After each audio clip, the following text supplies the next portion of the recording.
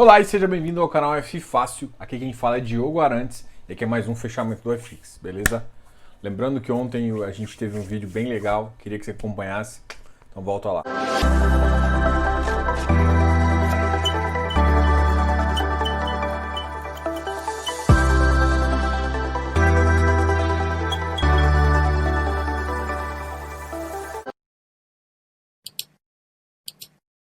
Vamos começar então sempre falando das notícias, a gente começa falando do Ibovespa. Hoje o Ibovespa teve uma baixa de 2,2%, foi uma baixa bem relativa. Eu tinha até feito uma pergunta ontem, tá, mas está subindo tanto por quê? Bom, isso faz muito sentido, mas enfim, a gente hoje está com o Ibovespa na casa dos 102,507. O dólar subiu forte, chegou na caixa dos R$ 5,48, com uma alta de 1,22. A Taesa foi a que mais subiu, subiu 3,10%. A gente teve outras altas aí, como a Engie. Das que mais caíram, a gente tem Azul, Gol, Via Varejo. Essas foram as que mais caíram. E a gente teve algumas falas bem interessantes aí, que fizeram com que tivesse realmente essa queda. Uma foi o próprio Banco Central americano falando sobre uma segunda onda de Covid. Então isso dá uma complicada, ou seja, se eles estão estimando isso, estão com esse receio, eles pensam que teria que injetar mais capital. E o Brasil não tem dinheiro. Essa é uma realidade. Não tem dinheiro. Não, a gente está com uma dívida fiscal muito alta. As empresas não vão conseguir recuperar do ponto de vista fiscal. E, enfim, seria um grande problema aí para o Brasil qualquer segunda onda do ponto de vista fiscal, ainda mais se tiver alguma coisa. Então, a gente está no meio de recuperação, isso sempre vai ser especulado, aí volta a ser especulado as questões das vacinas, enfim. Bom, o mercado ainda está subindo por muita especulação, tanto quanto vacina, quanto tudo. Até eu acho que a segunda onda é uma especulação. De vez em quando existem surtos, tem que saber se esses surtos não são momentâneos, são realmente globais, que vai realmente aumentar, enfim. Essa é uma questão que a gente tem que saber. E agora a gente começa a falar então dos ativos que a gente conversa mais com vocês. Primeiro a gente fala dos ativos que caíram mais na bolsa, depois a gente fala dos ativos que mais subiram, até para a gente entender o que isso teve como reflexo na bolsa. Hoje o IFIX ficou negativo também. O Ibovespa ficou negativo 2,2%, ele foi o ativo aqui da minha cesta que eu analiso com a maior queda. Seguido por MFI, que é o ativo da Mérito, caindo para 118,85 com uma queda de 1,38. Esse é um ativo que ele está ligado, ele é bem ligado às ações, né? Ele tem 15% em ações, então faz muito sentido ele cair, assim como as empresas ligadas ao mercado imobiliário caíram bastante também. Vino 59,24, uma queda de 1,23%, mas eu não vejo ele fora do range usual dele. O FF é um fundo de fundos da Ouro Invest, 1,18. Os FOFs estão naquela briga aí, o iFix sofre, eles sofrem junto, tá? O Vigir, a gente pensa numa queda aí de 1,12. BRCR 87,75 são os ativos que estão sofrendo bastante, tá? HGBS 211, 0,89. Então ele tinha atingido uma alta aí, batendo a 213 e tal, mas ainda está bem abaixo. O VRTA tinha subido bastante também, hoje atingiu 106,39. Tá? O Hectare bateu 145. Tem que lembrar que o Hectare, que na segunda-feira, no dia 16, a gente vai ter a conversão não já aconteceu, a conversão foi ontem, desculpa. Na segunda-feira a gente vai ter a data base do ativo, tá ok? Então com essa data base a gente consegue definir quem vai ter o direito de preferência na próxima emissão, tá? A gente sabe que isso está sendo um ponto positivo aí para a gestão e para o fundo também, e muita gente tem aguardado. O Iridium hoje foi a data onde ele fez a emissão, fez a assembleia. Então a gente imagina alguma informação na sexta-feira, tá? E se não acontecer até sexta-feira, na segunda-feira. Pode ser que eles já estão com o resultado e já vão anunciar, inclusive, em fato relevante uma possível já emissão, tá? Assim que for aprovado a Assembleia. Então eu imagino que se não lançar hoje, amanhã eles podem já fazer os dois. O fato relevante da Assembleia, de como foi decidido na Assembleia, em relação a isso. Hoje algumas pessoas me perguntaram sobre o TORD, tá? E a gente vai continuar aqui, o Tegar caiu um pouquinho, o HSML 83, VISC 113. Então assim, eu não estou vendo nada aqui que me chamasse a atenção, nada fugiu muito do parâmetro que já vinha conduzindo. Olha, o RBRL caiu 0,36, chegando a 111,28, RBRY foi para 102. Hoje ele teve um resultado aí de 0,60 centavos e o RBRE 0,50. O que tem acontecido é que o RBRY, pela própria característica e por ter um pouquinho de caixa, tem sofrido um pouquinho. Eu imagino que a RBR já está começando a tentar baixar esse caixa.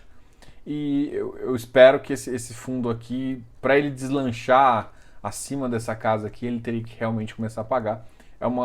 E outra, isso, alguns dados, por exemplo, o Vigir bateu 86,57, 86,51, é um ativo muito ligado ao CDI. Os ativos ligados ao CDI voltaram a sofrer. Por incrível que pareça, o KNCR é um ativo ligado ao CDI e ele não sofreu, tá? RBVA também sofreu, foi 118. Agora a gente vai falar dos ativos que mais subiram. Alguém hoje também me perguntou sobre o MFI. O MFI lançou agora uma oferta a 115, tá? Se eu não me engano, o preço é 115. Eu ainda estou analisando os dados da oferta, só quis comentar isso porque o ativo hoje ficou na faixa de 133,51. O número de cotas mínimo é 100, que dá mais ou menos 11.500, né? Pelo que eu tinha visto. Então eu não sei se eles vão fazer igual eles fizeram com o MFI, que é aquela oferta contínua. Então eles abrem a oferta e fica pegando parte dos lucros assim. Então isso é uma coisa que a gente tem que ver. Eu estava conversando com o pessoal da Mérito porque eu sugeri algumas alterações até para ficar mais... eu pedi para eles abrirem o fluxo de 2020, né, o fluxo do ano corrente, eles abrirem mais para ter mais informações para conseguir analisar. Então, eles passam algumas informações de forma trimestral e eu queria que eles abrissem mais as formas, tanto mensal quanto até para poder... É um bom fundo, eu já conversei com o Alexandre Despontin aqui, gostei bastante, acho que faz muito interessante. Aqui, assim, eu falo para eles e eu falo para vocês também, isso não tem nenhum problema. A gente compara sempre dois fundos com benchmark, com o mercado. E aí hoje em dia o Tegar tem um relatório muito detalhado, onde eu consigo ver a temperatura, ele até coloca uma bolinha lá, verde, vermelho, e a gente tem um comparativo do que foi orçado no começo, ou seja, uma TIR que carrega, e eu sei o comparativo do que está acontecendo. Isso ajuda a entender o quanto atrapalha, o quanto é bom uma velocidade de venda, algumas informações de como está o empreendimento. Então eu preciso abrir o fluxo para entender melhor esse detalhe. Então foi isso, eu conversei com eles, né? Fiz como que eles poderiam detalhar mais, que eu acho algumas informações. Então, assim, e assim, eu ia zoar vocês aqui, eu faço quase que dá uma olhada do Tegar, tanto que é detalhado. O de vocês é um relatório, já tem algumas informações, mas podia ter muito mais informações. Eu queria mais detalhes, né? Mais aberto, entender como é que funciona. Então falta... eu pedi mais informações para eles. Enfim, vamos ver. Eles normalmente aceitam bem essas questões, né? Mas é um fundo já, pensando no histórico, é um fundo bem conceituado, tem feito boas operações, a TIR dele é muito boa. Enfim, é um fundo que faz sentido olhar. E assim, uma recomendação para vocês, uma recomendação no sentido de, talvez, dica, acho que eu tenho que tomar cuidado agora com a palavra recomendação. O MFI, você tem que tomar muito cuidado em não pensar em entrar nele, em qualquer oferta, pensando no spread, tá? Porque existe uma tendência de ceder, não significa que vai ficar, entendeu? Justamente por conta de liquidez, enfim. Então, é uma oferta aí que já está no meu radar, eu estou estudando a viabilidade, eu estou vendo as questões lá, e eu tenho conversado com eles também para saber, até para ver o que eles estão fazendo. Eu conversei isso antes da oferta, agora eu fiquei sabendo da oferta hoje, dei uma olhada principal, assim, bem devagarzinho, para até conversar com vocês. Então, Acho que vocês nem vão estar vendo ele aqui, porque ele teve uma alta de 0,01 e isso não está nem no radar. Então a gente vai agora para os ativos. Eu sempre estou olhando também, um que eu tenho olhado é o IFIE, que está 98,70, tá? Uma das reclamações assim que eu tenho com esse ativo é porque assim, a gente tem uma noção do iFix, tá? A gente tem a noção do iFix, a gente acompanha o valor do iFix mensal. O IFE não tem nenhum lugar. Eu já procurei no Banco Inter bilhares de vezes, eu não consigo achar o índice de referência. E o que vocês têm que entender é que o valor patrimonial ainda está abaixo, né? Então eu teria que comparar até para saber porque primeira coisa, esse ativo tem que vir para patrimonial. E eles têm que fazer o que o VIF fez. Porque eles são ativo passivo, ele não tem ganho de capital tanto. Então, por esse motivo, faria muito sentido eles começarem a divulgar, até porque eu tenho uma montagem em relação a isso, mas pegando o trimestral deles e conferindo algumas coisas, até para poder calcular o valor real disso no dia a dia, né? Porque como é tudo do iFix, eu pego isso, vezes a proporção que ele realmente tem no trimestral, eu consigo ter um valor real porque assim, fundo passivo, se eu pagar ágio patrimonial, eu não acho não faz sentido para mim, né? É isso que complica, né? Quando você faz um fundo passivo, de cara ele já tem 4, 3 reais, que é a taxa de distribuição. Ou seja, o fundo realmente aloca 96 reais, é o que o fundo tá. Então o fundo sempre fica aí com um ativo. Só que no longo prazo, a tendência é que a tendência é que esse ativo ele fique próximo ali do valor patrimonial, tá? Até porque, como ele é um fundo passivo, você não tem o motivo de pagar ágio. Essa a questão, né? Você não tá lá para... Um outro ativo que eu também tenho olhado, que eu quero ver logo aqui e fazer, é o IFD, tá? Mas é um outro ativo que ainda não está sendo distribuído, tá ok? Então, beleza, a gente já conversou aqui bastante sobre o IFE, VILG 128, REC-R 103, esse ativo aqui foi... O REC-R, cara, é um ativo, assim, eu sempre gostei da carteira dele, tá? E o complicado aqui, assim, é que se olhar o histórico de preços, não tinha motivo para o time de gestão botar 90 reais. Não tinha motivo. E se eles fizessem uma emissão a 95, 97, eles teriam sucesso, principalmente porque os IPCAs e GPMs estão rodando bem alto, enfim. E isso faz com que puxou o ativo. Vai ter ainda uma taxa de conversão aí para frente, mas enfim. É um ativo aí bom, uma carteira boa, mas essa emissão deu uma... enfim, eu não fui muito fã dessa emissão, tá?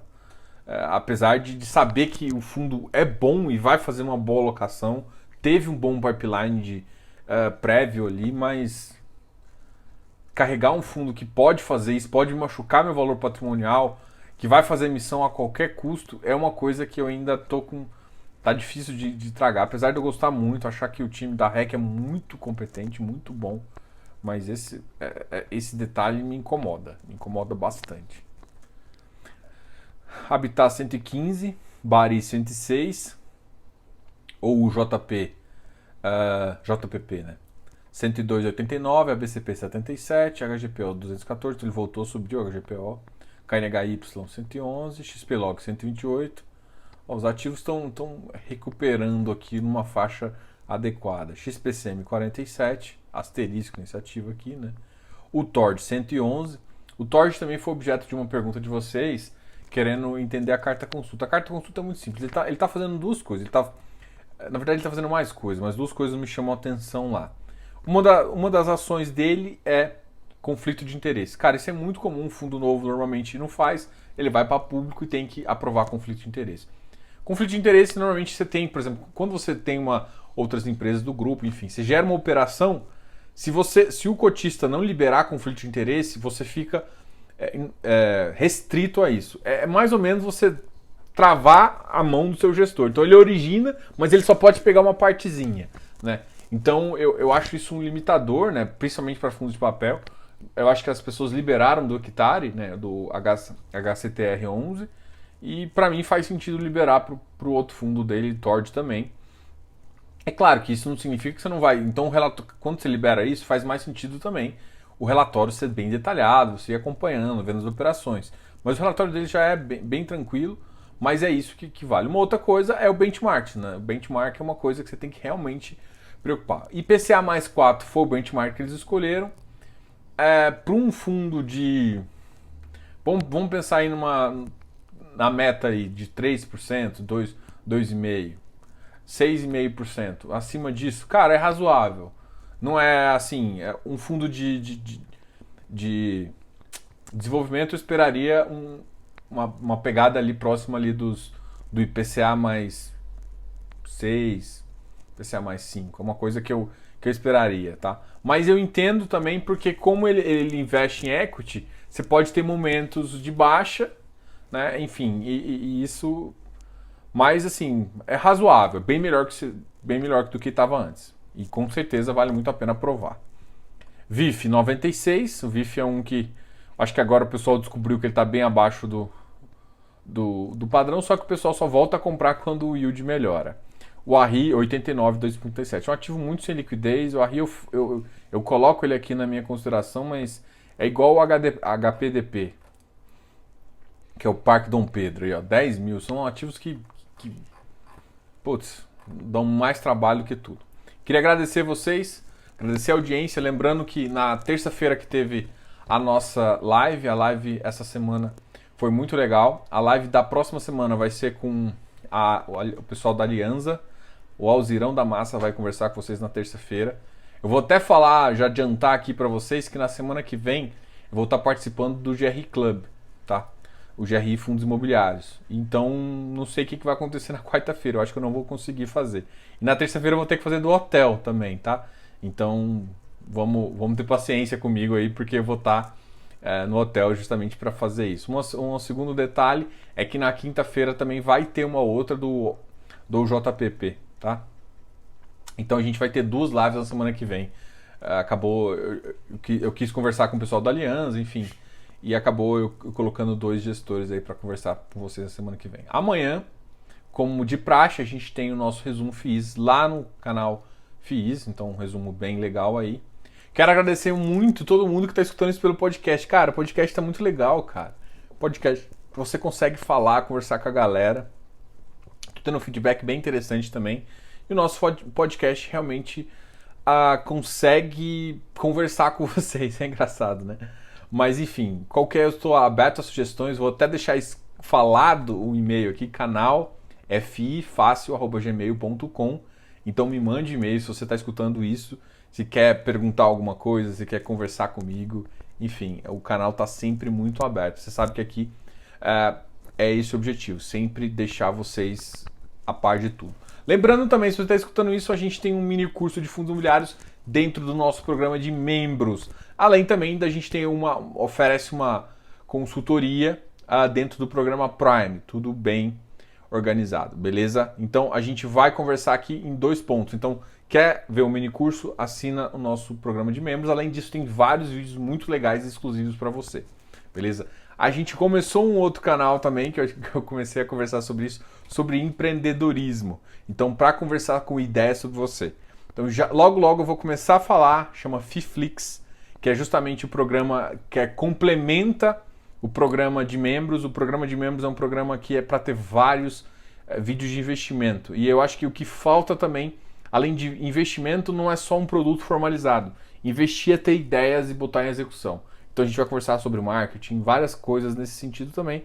E eu aproveitei para falar aqui com vocês. Eu agradeço muito a audiência de vocês. Você está curtindo o canal, sempre me deixe recados aqui. Eu confesso que o canal está cada vez maior, está ficando difícil responder, mas eu sempre falo. Quer conversar mais próximo? Entre no nosso grupo de Telegram. Nosso grupo de Telegram eu falo com todo mundo também. Tento falar com várias pessoas, enfim. Eu tento sempre deixar esse canal bem aberto, porque vocês me dão um feedback e a gente faz o canal crescer da forma correta e da forma com que você cada vez aprenda mais. O meu objetivo não é, e eu quero deixar isso bem claro, não é dar recomendação. Aqui não existe recomendação, aqui existe, eu quero ensinar você a pescar, tá?